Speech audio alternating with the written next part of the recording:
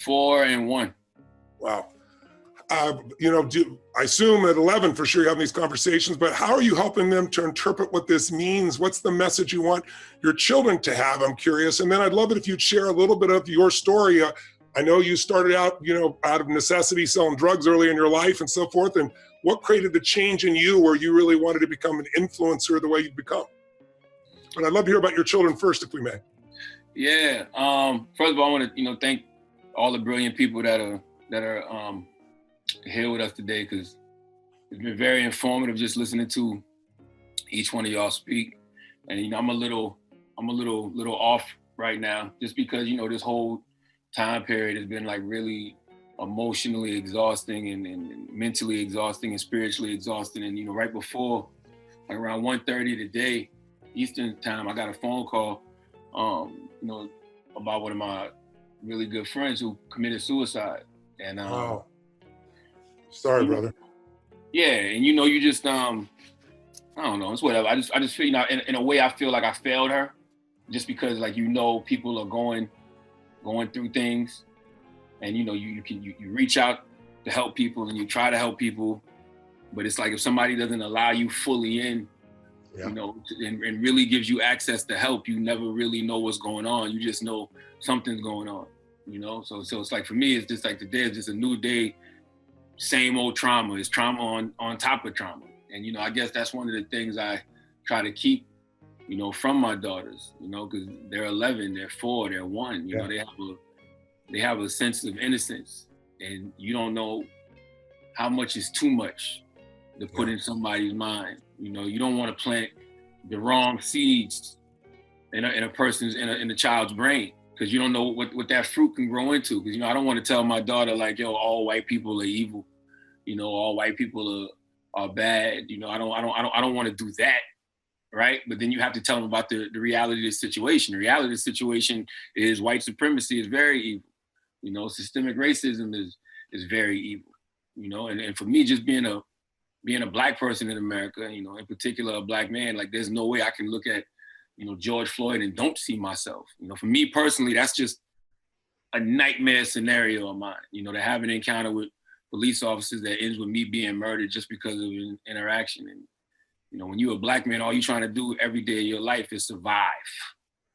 And when you have close friends, close family, people that you rely on, a circle, a tribe, when one of us doesn't make it for whatever reason, you feel like you're getting closer to it yourself. You feel like you didn't survive. I honestly feel right now like a part of me has gone. You know what I'm saying? I feel like I didn't help one of my own survive.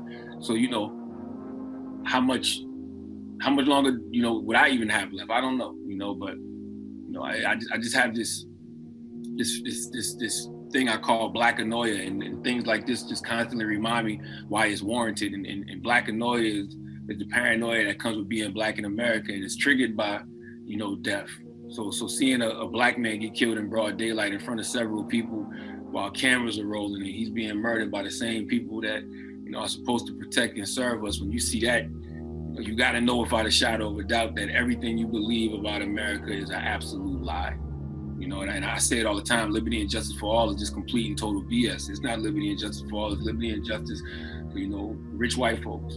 And when they created the Constitution and had the 3/5 rule in it, where they only looked at us as 3/5 of a human being, that's exactly how they've always wanted it. And situations like George Floyd just remind you that, that's the way the white supremacist power structure always wants it to be. And, I even thinking back to my peoples, I reached out to do a welfare check, earlier this year. And, the law enforcement agency told me that they couldn't do a welfare check. And I think the reasons were because she hadn't hurt anybody, or hadn't hurt herself, or she wasn't in no immediate danger. And I'm like, well, what the hell is the point of the welfare check then? That's the whole point of the welfare check, So it's just like, how come, we don't have, the resources we need, to make sure that our people are mentally and emotionally stable the way that they need to be. And, this is just generational trauma to me. Even when I think about the police, you got to think in the South, the economics that drove the creation of police forces. they weren't centered on protecting and serving. They were about preservation of the slave system. You know, the primary policing institutions back then were slave patrols, whose job was to chase down runaways and prevent slave revolts. So when I see police killing unarmed Black people, I see and feel what my ancestors felt, because you are killing, you know, Black futures and stopping Black progress and choking the life out of just beautiful Black freedom. And, you know, America oppressed us on purpose, and then acts like, you know, we put ourselves there just because we didn't work hard enough. They want us to pull ourselves up by our bootstraps, but they cut off our feet. So why the hell would I, you know, own a pair of boots when I don't even have any feet?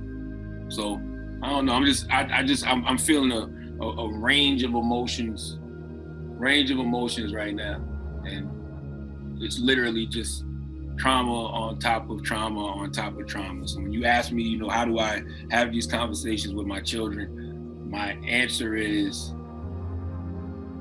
as little as possible, because I haven't quite figured it out for myself yet, and I don't know if I will ever quite figure it out. And I do remember having, you know, the most recent conversation me and my daughter had.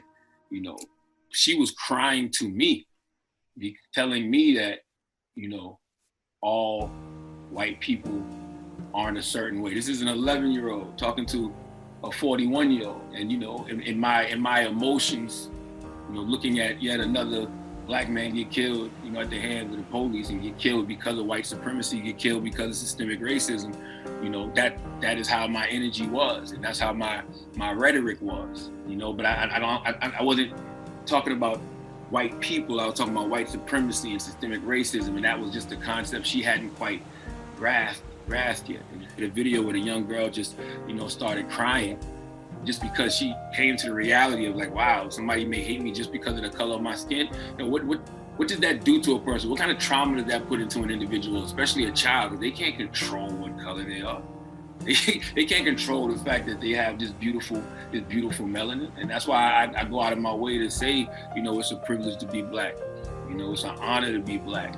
You know, I grew up with my father riding around in Moncks Corner, South Carolina, listening to James Brown say it loud, I'm Black and I'm proud. Like, we had the African medallions and the Malcolm X hats. Like, we had that sense of Black pride, because if we don't constantly tell each other over and over and over and over and over that we are worthy, that we are Black, that Black is beautiful, this world will damn sure make us think otherwise.